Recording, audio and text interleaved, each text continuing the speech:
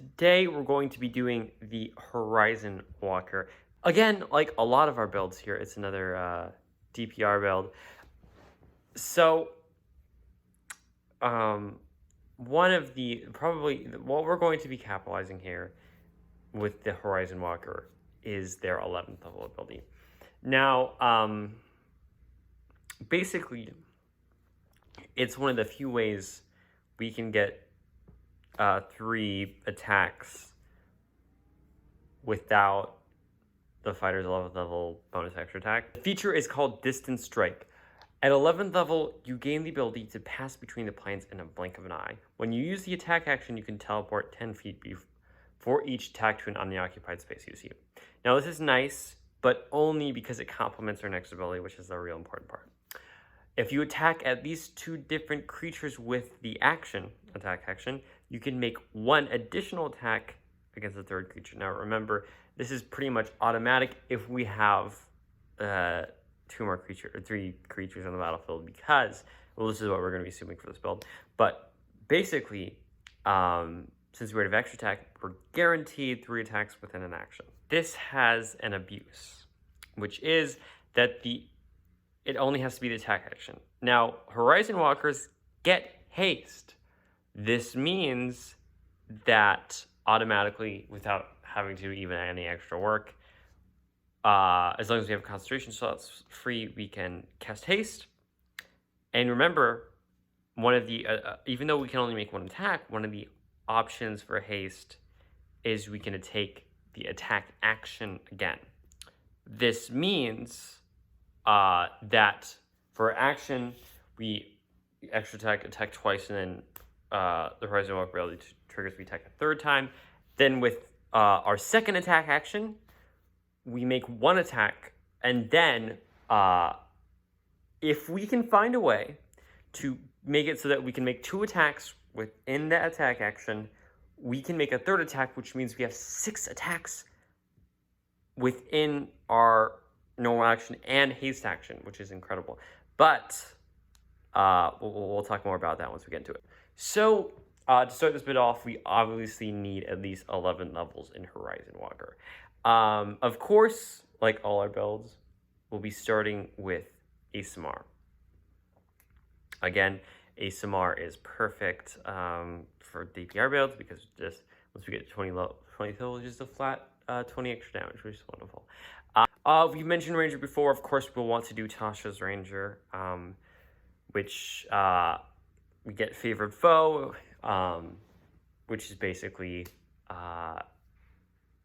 like Hunter's Mark, where we deal extra damage on attacks against 1 creature. It starts as a D4, then scales to D6 at 6th level, D8 at 10th level, and then eventually at 14th, I believe it gets to a D10.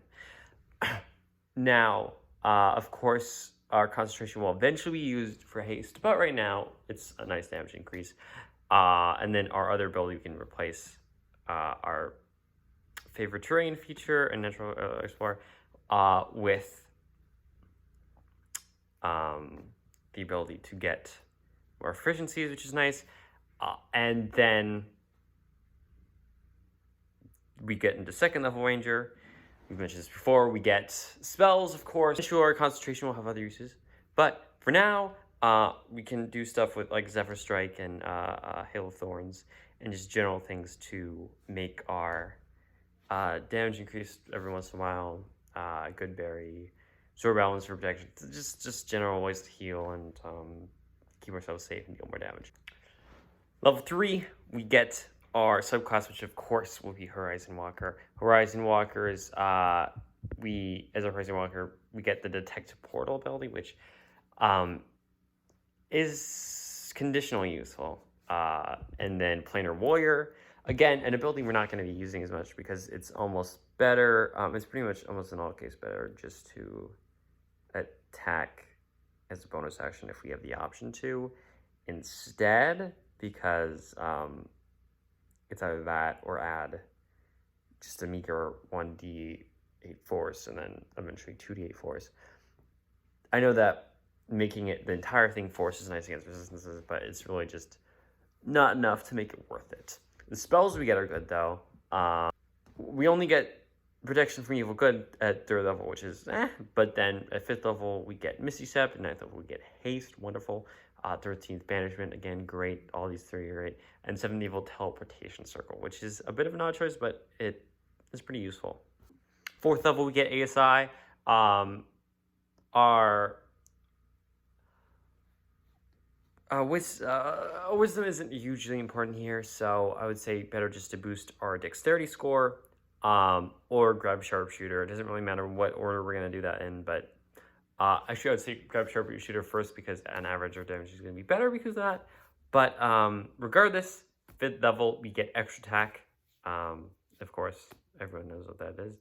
6th level, our Tasha's abilities, we get more stuff. So we get a climbing speed and swim speed equal to our walking speed, and our walking speed is increased by 5 feet, and then our favored foe is increased to a d6. Then also at 5th level we get 2nd level spells. Not hugely helpful in the realm of ranger, unfortunately, but we do get at least Misty Step from our subclass, which is nice.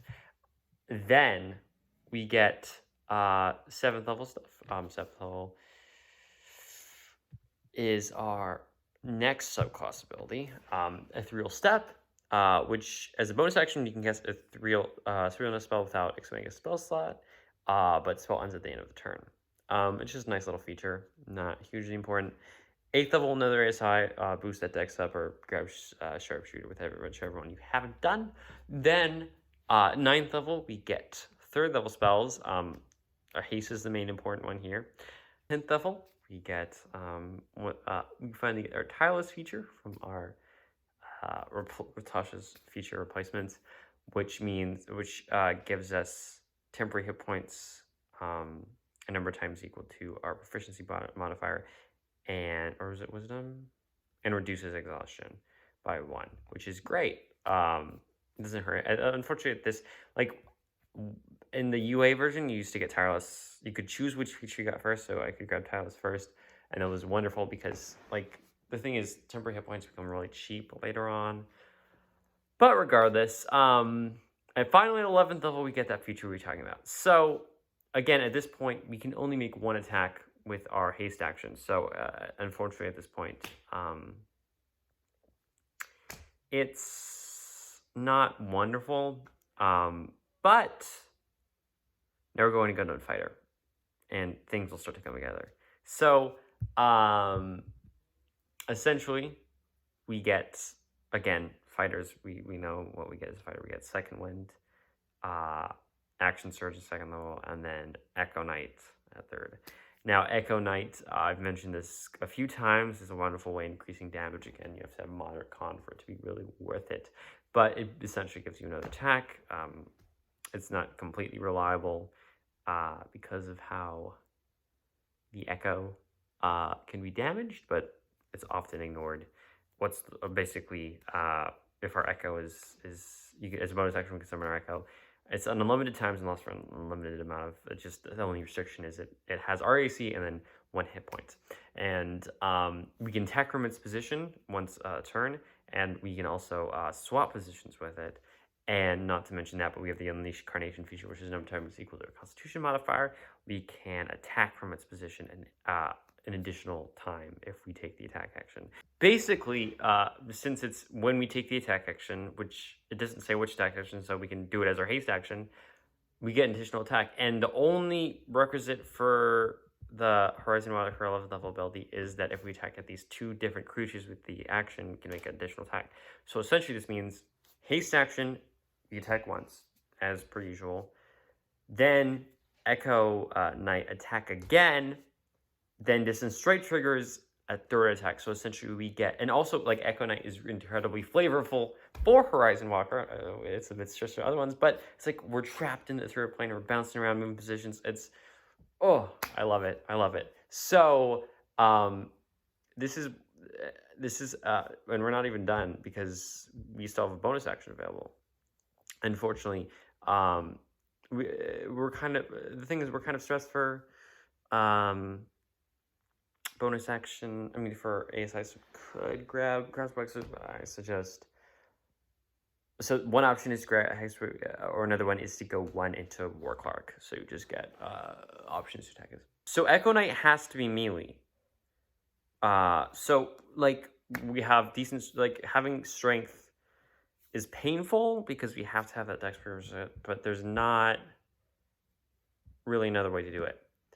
Basically, but with melee we can go 2 into spores. Again, that 10 per hit points is not as high as we want, but it's still, we're getting a lot of attacks and we're gonna get a lot of mileage. But we can still get Great Weapon Master for that damage. So at this point we have 11 levels in Horizon Walker, 3 levels in Echo Knight, and 2 levels in Spores Druid, which is going to be for a total of 16. Now, of course, Hexblade. Hexblade is wonderful for in terms of damage. Hexblade, of course, we had the extra proficiency modifier, which at this point 17 level is going to be 6. But then we still have 3 available levels. Now, there are a few options for this. One is just kind of throw around what you can, right? So basically, we could go 1 level into War Cleric if we're not going to take that ASI for that, the bonus action attack, and then we can go 2 into Spores, or 1 to Horizon Walker, and then 1 into something else to basically round out some ASIs and give us some extra temp hit points for the Spores. So that's one option, just kind of throw it around wherever, because we don't get a lot. Like 3 is the kind of the lowest that you actually get stuff with. If you're allowing Critical Role content or something, there's always Blood Hunter as an option. But otherwise, no, we're in a bit of a dilemma here, because again, I would love so much to be able to make use of like Rogue here, but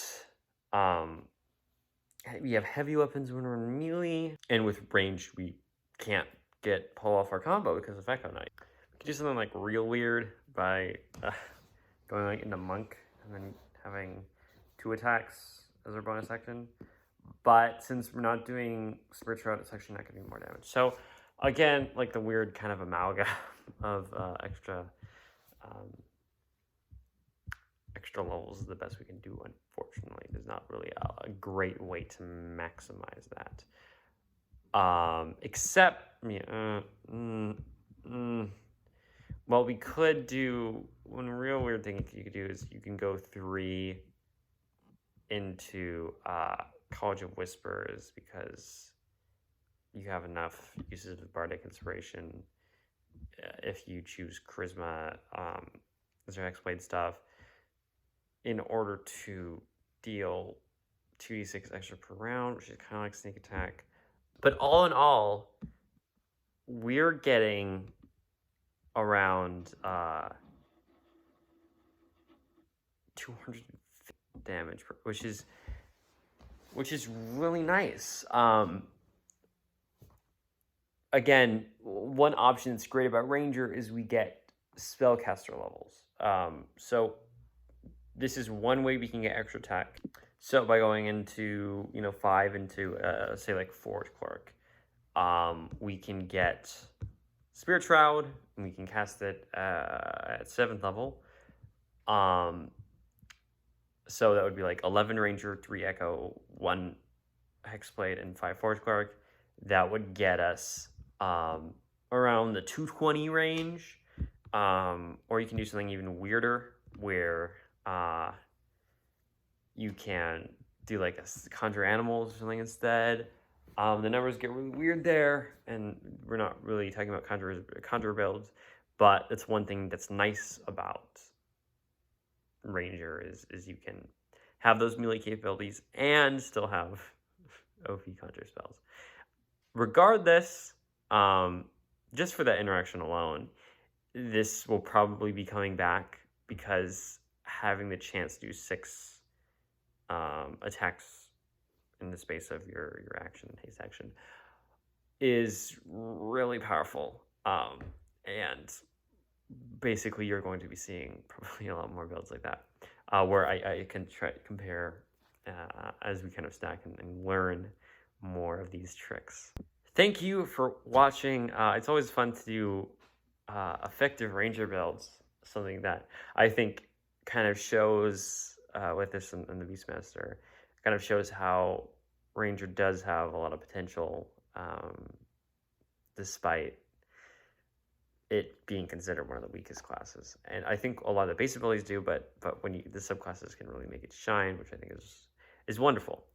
So this is Dodec Dungeon, signing off.